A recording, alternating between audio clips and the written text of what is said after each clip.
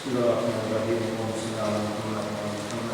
Allahumma shalli ala Muhammad wa ali Muhammad. Allahumma shalli ala Muhammad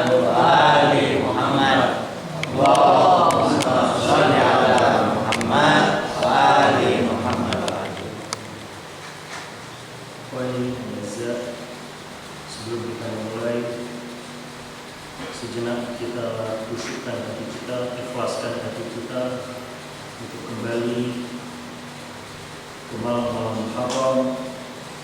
Jadikan malam-malam ini hingga malam selanjutnya, hingga setahun ke depan adalah momen kita untuk terus bisa meneladani madrasah Tarbilat, untuk terus menghayati bagaimana dan apa yang sejatinya dibawa oleh Sayyid Syuhada untuk mengkekalkan agama kakeknya Rasulullah SAW. Sejenak kita ucapkan salam kepada keluarga beliau, sejenak kita hayati, kembalikan diri kita, netralkan diri kita dari pikiran-pikiran negatif, dan insyaallah bila Allah memberikan pahala pada majelis ini, kita berharap kepada Allah Subhanahu wa taala untuk hadiahkan kepada guru-guru kita, wabil khusus Habib Husain bin Abdul Haji dan para Ustaz Ahmad Husni dan Zainal Idrus, saudara-saudara kita yang tahun lalu mungkin bersama kita, orang tua yang sudah mendahului kita maupun yang masih hidup, semua sanak keluarga yang masih ingin mencari lebih dalam mengenai Ahlul Bait.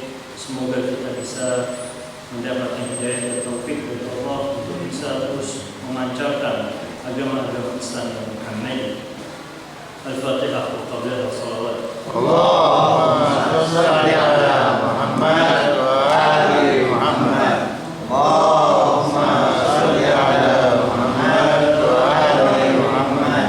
Allahumma shalli ala Muhammad wa ali Muhammad.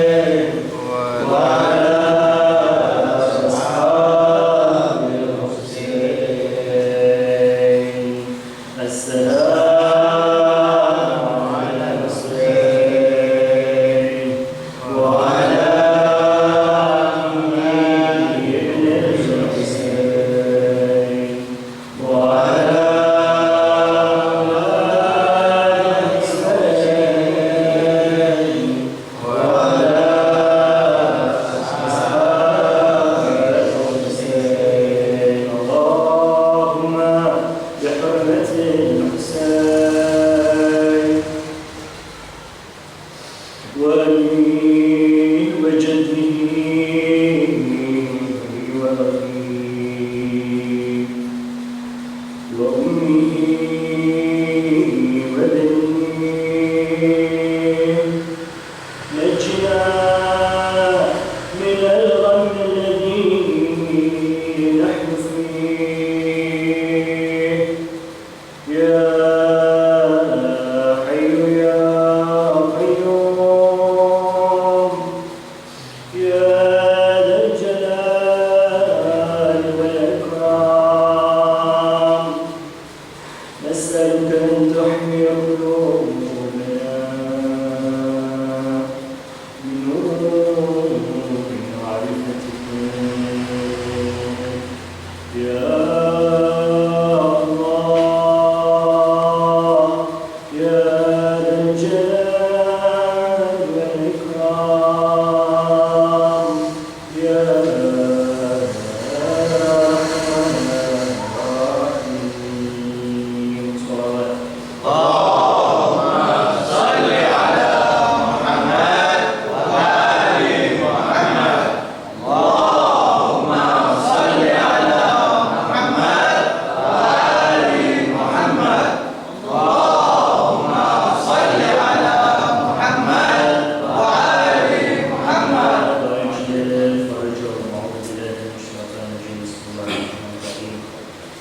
رب اشرح لي صدري ويسر لي امري واحلل عقدة من لساني يفقهوا قولي ربي انطقني بالهدى والهمني التقوى ربنا لا تزغ قلوبنا بعد إذ هديتنا وهب لنا من لدنك رحمة إنك أنت الوهاب يا عزيز يا رحمن يا أرحم الراحمين السلام عليكم ورحمة الله وبركاته.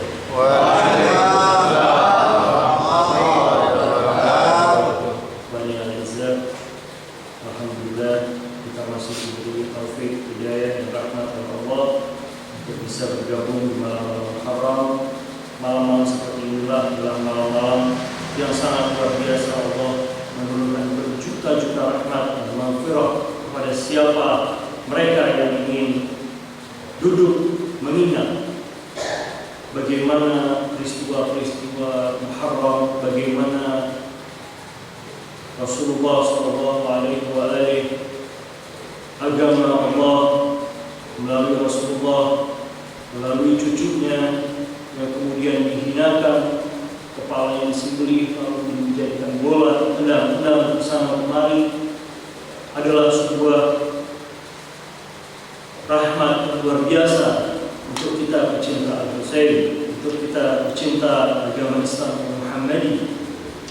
Kita tahu bersama selalu kita terngiang di dalam setiap Muharram bagaimana Rasulullah mengingatkan kepada Ummu Salamah, mengingatkan kepada keluarganya, sahabatnya, khalayak umum.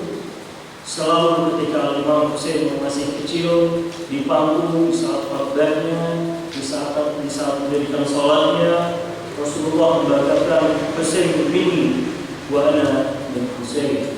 Habballah man ahabba Husain.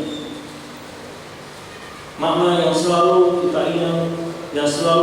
kita ingat setiap tahun bahwa ternyata Husain bin wa ana bin Husain adalah al-Islam Muhammadiyatul Bada wal Husainiyatul Baqa. Islam dimulai dengan ajaran Muhammad, Islam disempurnakan oleh Muhammad, Islam selesai bersama Nabi Muhammad, namun dikekalkan bersama Imam Husain. Al-Husainiyatul Baqa bukanlah sebuah ucapan kekekalan biasa. Apa maksud baqa? Yakni bagaimana perjuangan Imam Husain menjadi haram. Mungkin banyak kita mengetahui Imam Husain adalah revolusi. Namun sebagian ulama berpendapat, sebagian para sejarawan berpendapat revolusi akan berubah langsung kaum itu juga. Namun apa yang terjadi di dalam Muharram, apa yang terjadi di 61 Hijriah 10 Muharram adalah al-haram, adalah bara api yang jauh lebih berharga dibanding revolusi itu sendiri. Bagaimana revolusi Prancis yang hanya memerdekakan umat karena masalah perut.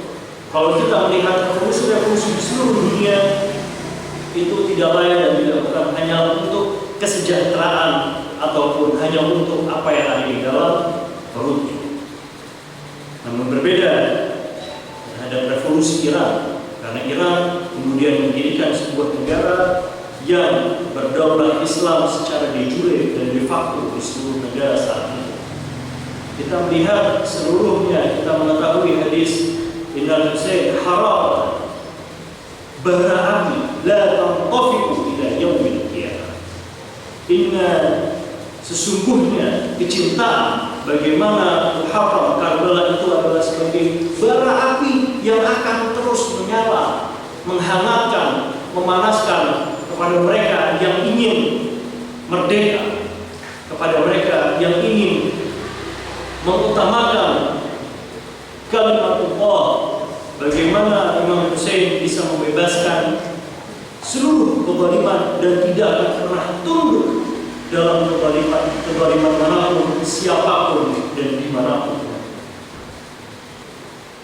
Satu hal yang perlu kita akan bahas adalah bagaimana Al-Imam Hussein seluruh hidupnya mempelajari dari kakeknya, dan yang paling utama adalah mengenai al-hijrah.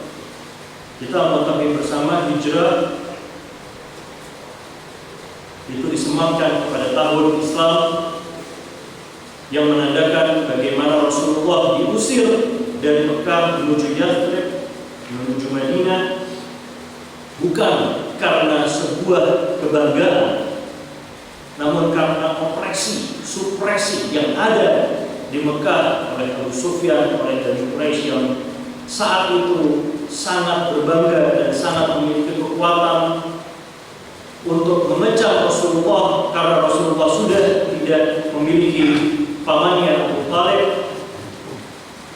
Juga sangat bersedih atas wafatnya istrinya Sayyidah Khadijah, dan inilah yang kemudian menandai tahun baru Islam. Kalau kita melihat bagaimana tahun baru Islam yang diselewengkan betul terhadap sejarah untuk kita bersuka hingar-bingar mengenai bagaimana Rasulullah kemudian ditinggikan di Madinah, padahal sebenarnya Rasulullah sangat dalam keadaan berduka.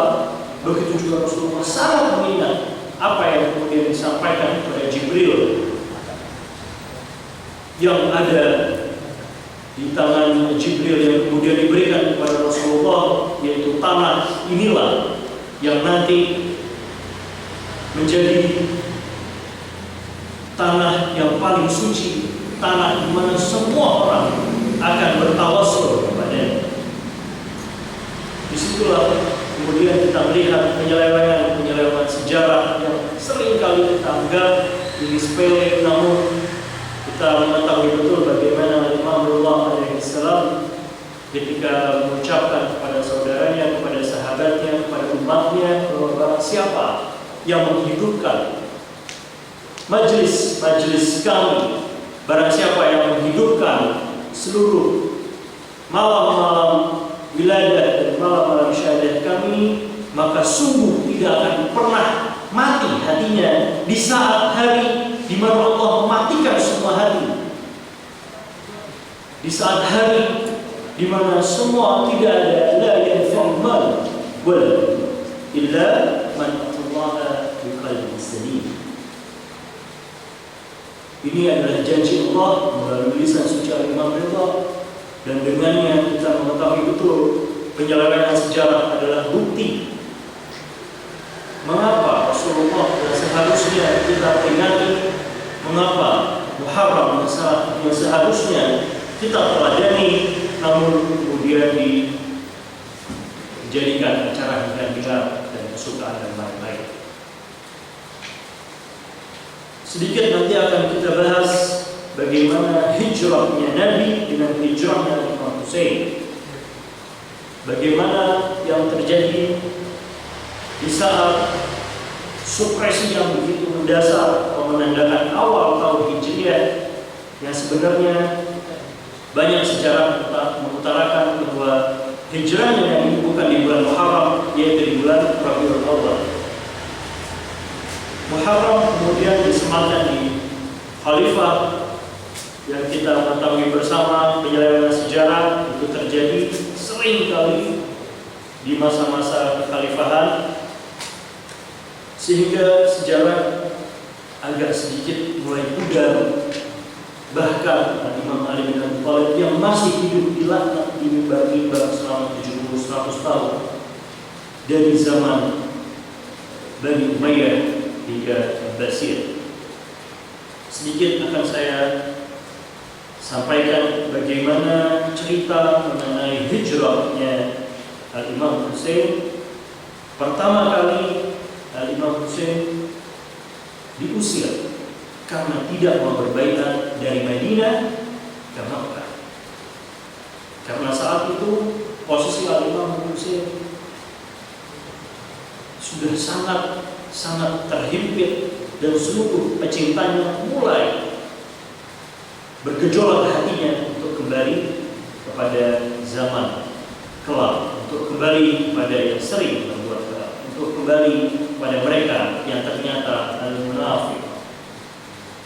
Waman munafik kita mengetahui bersama setelah Badr, Rasulullah mengucapkan kepada seluruh umatnya, ya, disebarkan kepada seluruh pecintanya di dia Ali, dan bukan illa mu'min wala yubghidka illa munafik. Sangat mendasar sekali kalau kita melihat dalam sejarah. Mulai saat itu tamamul hujjah, tamamul wilayah sudah dilakukan secara masif. Karena wa illam taf'al fama balaghta. Ketika Rasulullah tidak menyampaikan apa yang diutamakan di dalam wajah, maka seluruh agama pupus, fama balaghta, kosong, nihil, tanpa. Dan ini dibuktikan ketika pasca wafat Rasul hingga sampai 50 tahun setelahnya, di mana Imam Hussein mulai dikecewakan oleh Muawiyah yang sebelumnya sudah diwasiatkan oleh Imam Hasan al-Mujtaba, di mana kepemimpinan Imam Hasan al-Mujtaba lima-limanya seluruh perjanjian yang terjadi saat itu seluruhnya dilanggar oleh Muawiyah, dan ini jelas di sejarah manapun, baik dari seluruh kalangan madhab maupun sejarawan-sejarawan barat yang bahkan melihatnya lebih detail bahwa Muawiyah Bani Umayyah adalah seburuk-buruknya kaum yang pernah ada di dalam umat manusia. Tidak pernah ada di dalam satu umat di mana anak menikahi ibunya, mengkawini saudara perempuannya, mengkawini seluruh wanita-wanita yang sangat melanggar syariat, suka bermain keras, suka bermain anjing, dan seluruhnya apa yang ada di dalam syariat Islam dilanggar secara mutlak oleh seluruh budak Bani Umayyah. Kalau kita melihat bagaimana Bani Umayyah ini dibangkitkan, bagaimana asal usul Bani Umayyah yang mengaku Quraisy adalah sebenarnya budak haram dari Romawi yang menjadikan anak dari Umayyah, yang kemudian Umayyah ini salah satu keturunan Quraisy. Jadi ada sebuah silsilah yang putus atas perompak, yang putus atas sebuah nasab yang palsu, hingga kemudian seluruh kepalsuan itu dibawa sampai akhir hayat, bahkan sampai sekarang. Karena kita melihat sekarang ini Sufyaniyin, mereka mengaku Sufyaniyin sudah banyak, membanggakan dirinya bahwa mereka adalah keturunan Abu Sufyan. Bayangkan di saat itu Imam Hussein alaihissalam semuanya masih mengingat, semua masih melihat siapa Abu Hussein. Selalu saudara Rasulullah dipakai oleh Imam Hussein. Uangnya Rasulullah, uangnya Abu Hussein. sholatnya Rasulullah, sholatnya Al-Husain, di saat yang sama Al-Husain juga dikucilkan dan disuruh untuk berbaiat kepada Yazid di Madinah. Terlalu kemudian sangat besar tekanan Imam Husain. Imam Husain mulai mengajak sanak kerabat saudara pecinta-pecintanya. Kemudian kita hijrah ke Makkah bersamaan dengan waktunya untuk haji. Kita mengetahui bersama di sejarah Arafah mengapa ada doa Imam Husain di Yaumil Arafah di hari ke-9 Dzulhijjah adalah doa yang sangat mulia, doa yang sangat mendasar bagi seluruh kita, dan kita haruskan diri kita untuk membaca. Di saat itu juga Imam Husain mendoakan seluruh umat Islam, mendoakan seluruh kita yang nantinya sama seperti mereka yang mengaku cinta Rasulullah yang ternyata mengusir Imam Husain. Operasi yang begitu besar kemudian dimulai sesaat ketika Muslim bin Aqil kemudian dikabarkan dibunuh di Kufah, dan Baitul Tamar yang sudah 2-3 minggu sebelumnya sudah terbunuh, sudah syahid. Al-Imam Husain menghentikan hajinya, menghentikan tawafnya, dan mengatakan kepada seluruh pecintanya, kepada seluruh pengikutnya, dan khutbah juga di depan Ka'bah mengatakan, seluruh pecintaku, tidak akan sah haji kalian, tidak akan selesai ibadah kalian sampai tamamul haji kalian, tidak akan selesai kalau kalian masih menganggap ini adalah kezaliman yang tidak biasa. Kita pernah membahas bagaimana salahnya membenarkan kebiasaan, bukan membiasakan dalam kebenaran. Kita harus melihat betul apa yang sebenarnya benar dan kita biasakan, bukan kemudian atas ego, emosi diri kita melihat bahwa diri kita yang benar lalu kita biasakan. Tidak. Yang harus kita patri dalam diri kita adalah membiasakan kebenaran, karena ini adalah kunci untuk seluruh ahlul bait. Kunci untuk bisa mendekatkan diri kepada ahlul bait adalah bagaimana kita membiasakan diri kita di dalam kebenaran. Khutbah Imam Husain jelas menunjukkan bahwa tamam al-hajj, haji kalian tidak akan pernah sempurna. Itulah mengapa di dalam Asyura ada puasa, ada haji, ada zakat, ada sholat, ada seluruh rukun-rukun, ada jihad, ada Jumat, ada Islam, ada Quran, ada sedekah. Seluruh rukun-rukun Islam, rukun-rukun iman yang kita percayai, yang kita hormati, ada di dalam Asyura. Sontak Al-Imam Husain kemudian mendapatkan berbagai macam himpitan lagi di Mekah. Mengapa cucu Rasul menghentikan haji? Apakah ini adalah salah satu metode beliau merampas kekuasaan? Padahal Allah, tidak ada satupun dari Bani Hashim yang haus akan kekuasaan. Bagaimana kekuasaan itu kemudian disematkan kepada Bani Hashim, berbeda kepada mereka yang haus, mereka yang lapar akan kekuasaan yang fana. Dikatakan, ditanya oleh salah satu sahabat Imam Husain, ya Imam, apa yang membuatmu hijrah? Apa yang sebenarnya membuatmu berpikir untuk kemudian keluar dari Makkah menuju Kufah? Apa jawaban Imam? Inna Bani Umayyah ukhidhu mali fasabar wa syuyatu ardi fasabar wa talabu dami wa dini faharab. Ini adalah sebuah jawaban di mana kita semua harus meneladani, harus kita baca ulang bagaimana madrasah haram tidak akan pernah sirna untuk kita jadikan momen untuk mengecas kembali hati kita, hati yang selama setahun ini kotor dengan sombong, dengan riya, dengan hasud, dan dengan lainnya. Fihi nifaq wa iman, yaitu perkataan Imam Hussein ketika Imam Hussein menceritakan, wahai saudaraku, sesungguhnya Bani Umayyah telah menghabiskan seluruh harta benda. Bani Umayyah mengambil tanah-tanahku dan keluargaku, dan namun Bani Umayyah juga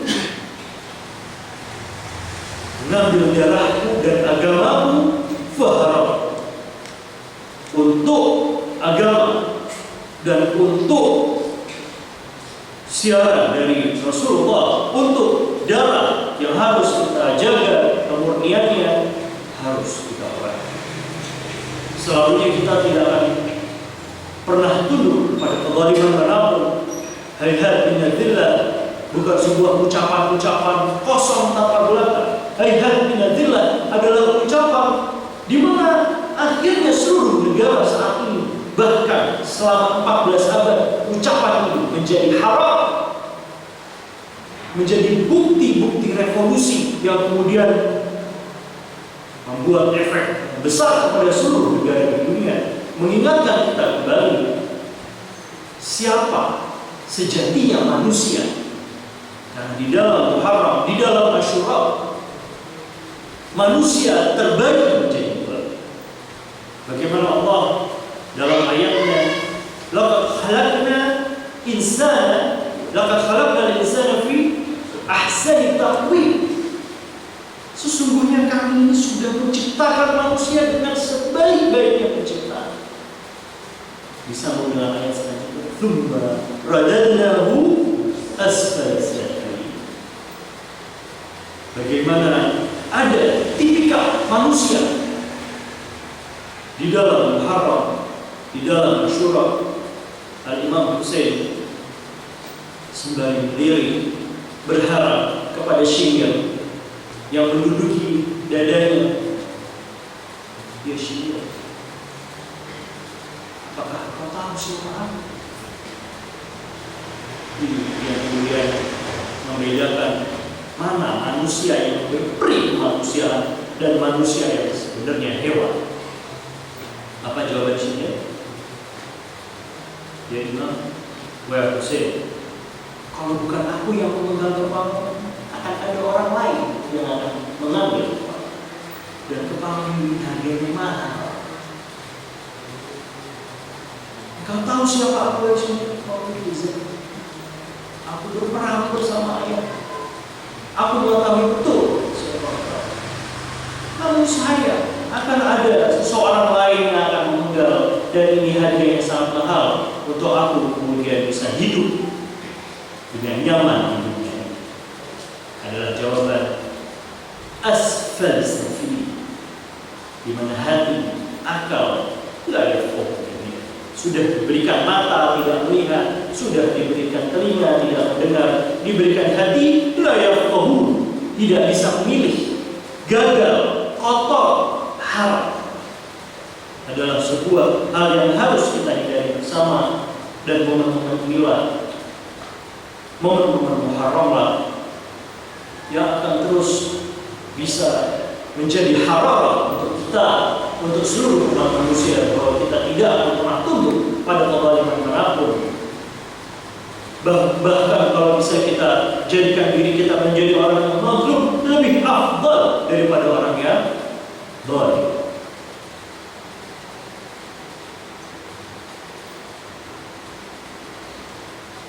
Kita mengetahui beberapa persamaan antara hijrah Nabi Sallallahu Alaihi Wasallam dan juga hijrah Imam Hussein alaihissalam.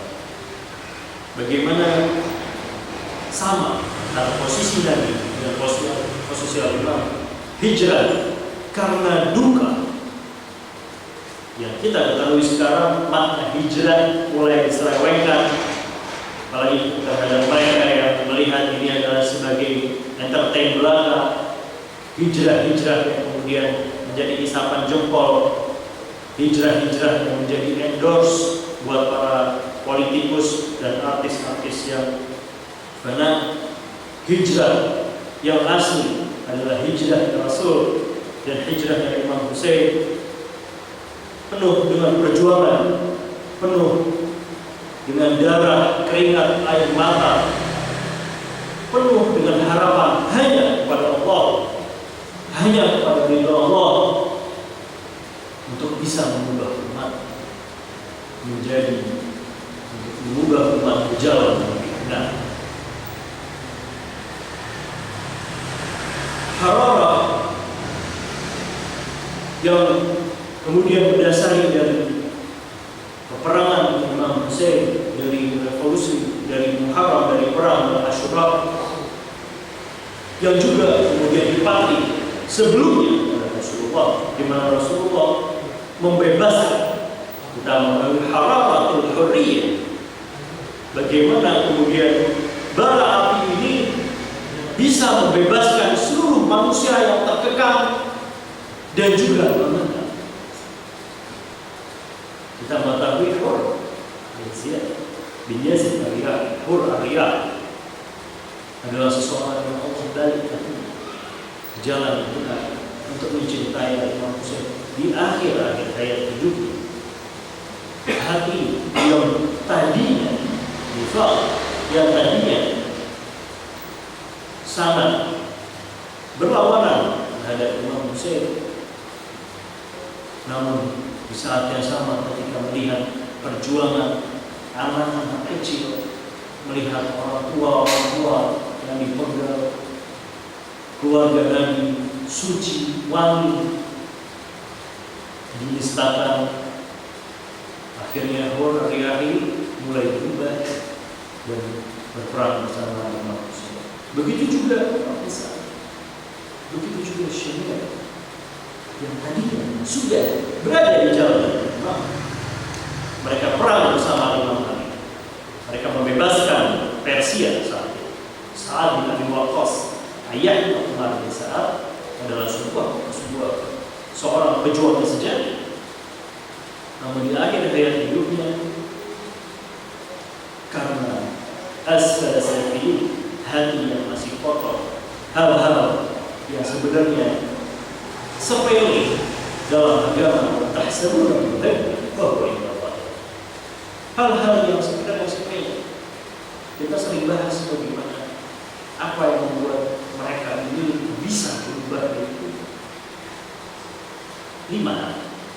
Ada satu ulama yang Irak mengatakan bahwa apa yang kata dia bertanya bagaimana Syria ini berdiri di situ. Yaitu yang pertama adalah jarang sholat tepat waktu. Ini sebuah hal yang sering kita laksanakan. Bukan tidak sholat, hanya saja sholatnya dimundur-mundurkan. Yang kedua, jarang berpuasa hingga perutnya akan terus lapar dan ingin makan. Yang ketiga, jarang membaca Al-Quran. Kita hanya mendengar, kita hanya membaca satu, duduk di antara mereka yang membaca Al-Quran, tapi kita masih jarang. Yang keempat, makan makanan yang terlalu banyak. Jadi salah satu yang membuat hati kita adalah makan. Jadi ini bukan hal yang halal. Ini adalah hal-hal yang kita lakukan, yang kalau kita lakukan terus-menerus akan membuat hati ini bisa berubah dari ajaran asli. Dan yang kelima adalah asabiyah. Kalau kita sangat bersuku-suku, mencintai kabilah-kabilah untuk bangsa kita sangat berlebihan, itu yang kemudian membuat Syamir, Umar bin Sa'ad. Apakah mereka menangis? Mereka menangis. Cukup menangis buat Imam Hussein, mereka menangis. Syamir, Umar bin Sa'ad malamnya tidak pernah bisa tidur, tidak pernah bisa tidur yang nyenyak, karena dihantui oleh bagaimana peperangan itu terjadi, dan mereka menyesal. Apa kata Imam Hussein? hatinya telah kembali. Tapi apa yang kita perjuangkan adalah hararah. Hingga nanti mungkin anak cucunya, mungkin di kehidupan generasi-generasi yang akan datang, hararah ini akan terus ada di dalam hati. Bagaimana seluruh manusia akan berteriak hayat binadillah, menjadi sebuah pedoman untuk negara yang tidak akan pernah tunduk akan kezaliman menang. Fadl Makkah, kita kembali ke hijrah Rasul, adalah sebuah hal yang sama. Di dalam sejarah kita tidak terlalu melihat Fadl Makkah ini satu hal yang populer hanya dalam satu sejarah saja. Padahal kalau kita baca lebih lanjut, Fadl Makkah adalah kemenangan global. Bagaimana Rasulullah membuat keteraturan yang luar biasa menjadi efek domino bagi negara-negara di saat itu, di zaman Rasul. Tidak ada lagi bangsa-bangsa yang memperhatikan budak, tidak ada lagi bangsa-bangsa yang mulai menyepelekan wanita. Di saat itu, Fathul Makkah bersama 10.000 pasukan Rasulullah, Makkah dibebaskan dari pikiran-pikiran jahiliyah lagi. Makkah kemudian dibebaskan dari hati-hati yang gelap. Makkah kemudian bisa berdampak secara global dan menjadi satu kota yang sangat memakmurkan, tidak hanya di negara Arab, tapi di seluruh negara di dunia. Itulah mengapa Fathul Makkah ini mendasari momen penting dalam fase hijriyah, dalam fase hijrahnya Nabi, bahwa ketika hijrah dijanjikan di dalam Al-Quran bahwa qalu ala bismillahirrahmanirrahim qalu alam takun ardullahi wasi'ah fatuhajiru fiha fa ulaika ma'wahum jahannam wasa'at masira. Juga bismillahirrahmanirrahim innal ladzina tawaffahumul malaikatu zalimi anfusihim qalu fima kuntum qalu kana mustad'afina fil ard qalu alam takun ardullahi wasi'ah fatuhajiru fiha fa ulaika ma'wahum jahannam wasa'at masira. Bagaimana setiap manusia yang hijrah dijanjikan kepada Allah. Bagaimana hijrah itu diartikan menjadi makna yang luas, makna yang tidak hanya berpergian, traveling. Karena barang siapa yang memaknai hijrah hanya sembarangan, dijanjikan oleh Allah, ulaika ma'wahum jahannam wasa'at masira.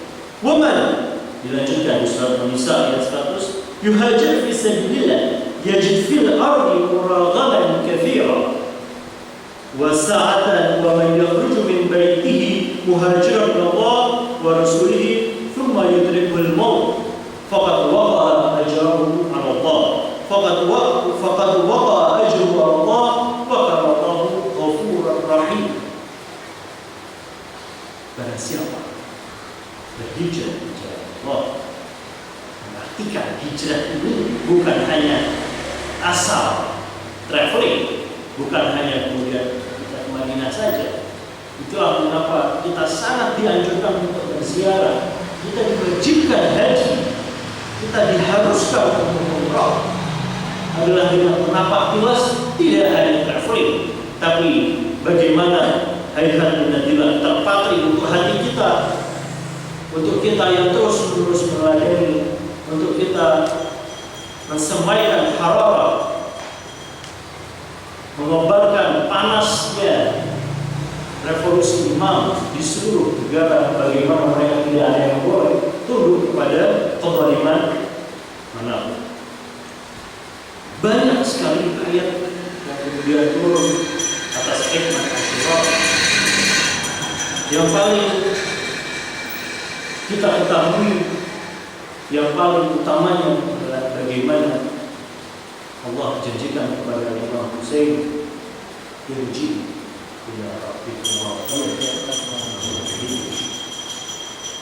bagaimana kemudian Imam Hussein pulang dalam keadaan yang paling bersih, jiwa yang paling biasa, hati yang begitu ikhlas, tanpa ada keberatan kebenaran sedikit. Kita mengetahui bersama bagaimana apa kalau kita melihat diri kita ada yang mencemooh diri kita, hati kita akan dipenuhi oleh dendam. Ini baru kita dicela, baru dicemooh. Sementara Hussein dipanggil oleh Fadl Abbas, tidak pernahnya Fadl Abbas memanggil ya tapi bagaimana kita bayangkan Fadl Abbas yang selalu memanggil Imam Hussein dengan sebutan imam, namun ketika tangan kiri Fadl Abbas satu hal harapan dari Fadl Abbas untuk mendapatkan pertolongan dari Imam Hussein, yaitu dengan memanggil imam, ya tolonglah. Bayangkan diri kita yang melihat saudara, yang melihat sanak keluarga, namun tetap ikhlas memperjuangkan Islam tanpa dendam sedikit. Tidak akan pernah ada dendam di hati Imam Hussein. Tidak akan ada satu hal yang menunjukkan kebencian Imam kepada seseorang. Bahkan ketika seluruh sanak saudaranya, keluarganya gugur, Imam Hussein yang seorang diri mencoba khutbah secara terbuka, terang-terangan. Wahai muslimin, bila kalian masih menganggap diri kalian Islam, apakah kau mengetahui siapa aku? Apakah kau mengetahui siapa ayahku, siapa ibuku, siapa kakekku? Apakah kalian mengetahui bagaimana perjuangan kakekku untuk bisa menyempurnakan Islam? Berapa banyak darah yang sudah tertumpah untuk Islam? Berapa banyak pengorbanan, kecintaan kepada Islam yang sudah berlalu? Marilah, ada pintu taubat, ada pintu maaf. Banyak para ulama mengatakan bahwa bila saat ini ada satu orang yang kembali dari deretan pasukan Umar bin Sa'ad dan Ubaidillah bin Ziyad kepada Imam Hussein, saat itu juga seluruh dosanya dia akan dihapus. Karena keikhlasan Imam Hussein terhadap agama Islam. Padahal mereka sudah membunuh, padahal mereka sudah mencela keluarga Nabi, tapi jaminan saat atas khutbahnya Imam Hussein, kalau dari kalian ada yang mau kembalilah ke pelukan ini, ikuti agama kakek. Tidak ada satupun rasa benci kepada kalian. Bagaimana aku bisa membenci umat yang selalu didoakan Rasulullah sebelum meninggal? Rasulullah, ummati, ya Allah, ampuni umat-umat. Aku akan terus menyayangi kalian sama seperti ucapan kakek. Saat itu para ulama dan janji malaikat sudah menyiapkan pasukan maghfirah, rahmat. Bila ada satu saja yang masuk ke dalam, maka seluruh dosa yang akan dihapuskan. Jadi Al-Imam Shadiq alaihissalam, ketika kita melihat sahabat-sahabat yang bertanya kepada Imam Shadiq, ya Imam, apakah engkau tidak ada rasa dendam sedikit pun? Sedangkan kalau kita bisa menghadirkan ratusan ribu umat Islam yang mencintaimu berperang pada Bani Umayyah dan Abbasiyah di saat itu, maka sesungguhnya kita siap, ya Imam. Apa jawab Imam Ja'far? Wahai saudaraku, benar engkau mau menjadi pengikut, benar mau benar-benar syahid bersama. Nah, riwayat Imam Ja'far Shadiq memanaskan tungku. Tungku tadi itu disuruh masuk sahabatnya. Kalau kau mau membela itu, mencintai itu, masuklah ke tungku yang panas. Apa jawabannya? Ya Imam, itu panas.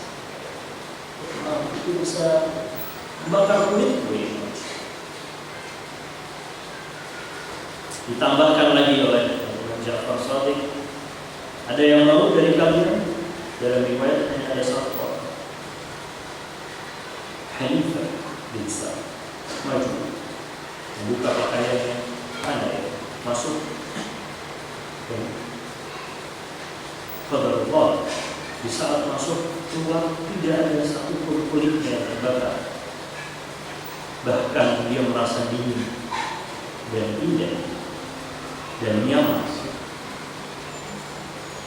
Wahai sahabatku, lihat janji jutaan, ratusan ribu orang yang kemudian kalian siap hanya untuk. Inilah yang terjadi di zaman Imam Hussein 73 dan riwayat yang mengorbankan seluruh harta, nyawa, seluruh hal yang Allah. Bahkan mereka ingin, kalau kita ya Imam, ketika ditanya pulanglah sahabat, pulanglah kalian, sudah meridhoi kalian, pulang, kembalilah bersama anak istri, keluarga. Ya Imam, bagaimana kita akan pulang di saat kita melihat surga yang ada di depan mata? Namun ketika sana Imam Hussein sendirian di padang Karbala berkhutbah menanyakan ke seluruh mereka yang mungkin hatinya bisa tertutup,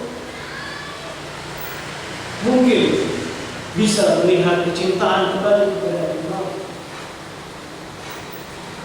mengatakan balik nasib dan suci. Dia ada satu pun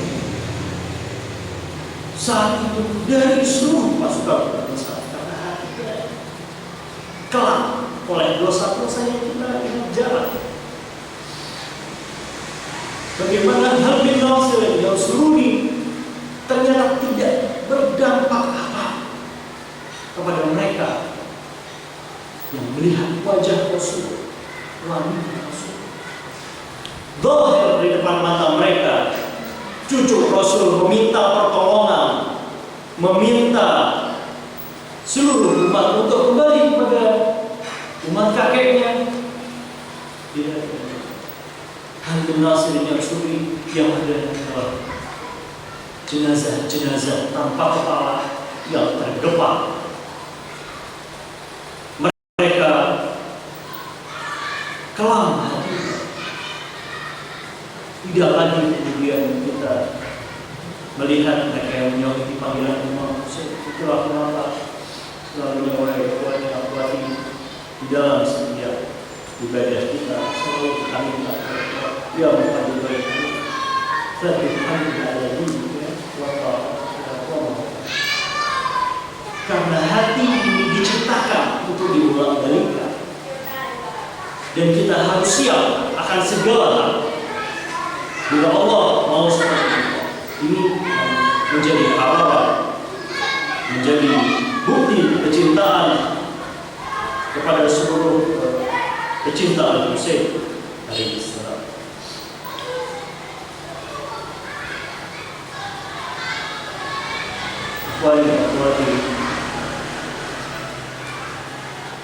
Tekanan dan kalimat yang ada di suku Quraisy dan juga yang ada pada saat Imam Hussein, di zaman Imam Hussein, di mana saat kita mengetahui bersama hijrah Nabi karena Bai'at Aqabah, sementara Imam Hussein adalah Bai'at Yazid, adalah satu hal yang dipatri di dalam Al-Quran. Selamanya akan kita bisa terus baca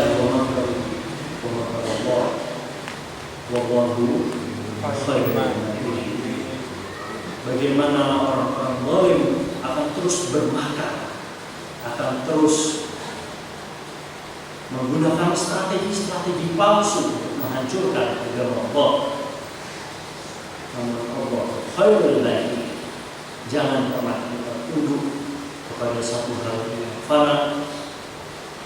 Jangan pernah kita kemudian melihat Muharram ini adalah sebuah hal yang bisa kita bersuka cita. Hindari tertawa, hindari sukacita yang berlebih. Berbanyak-banyaklah berpuasa, bersedekah, amalan-amalan kita perbanyak untuk kita harapkan kepada diri kita selama setahun ke depan kita bisa menggunakan hararah untuk diri kita, keluarga kita, saudara-saudara kita bisa berjuang bersama Imam Hussein. Minimal kita perbaiki diri kita dan keluarga kita dengan hal-hal yang cukup ringan.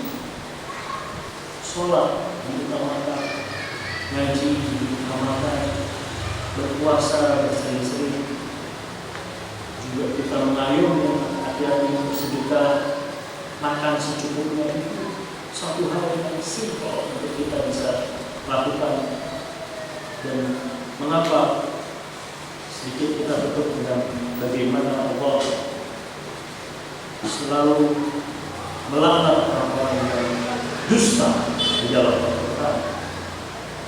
Pelaknatan juga terjadi di saat Imam Hussein, barang siapa yang membunuh Imam Hussein dan seluruh ajaran agamanya, pelaknatan itu terjadi. Dan jangan pernah kita kemudian takut untuk melaknat, karena sejatinya kalau kita bisa introspeksi, seringkali kita masih melakukan kebohongan dan itu dilaknat.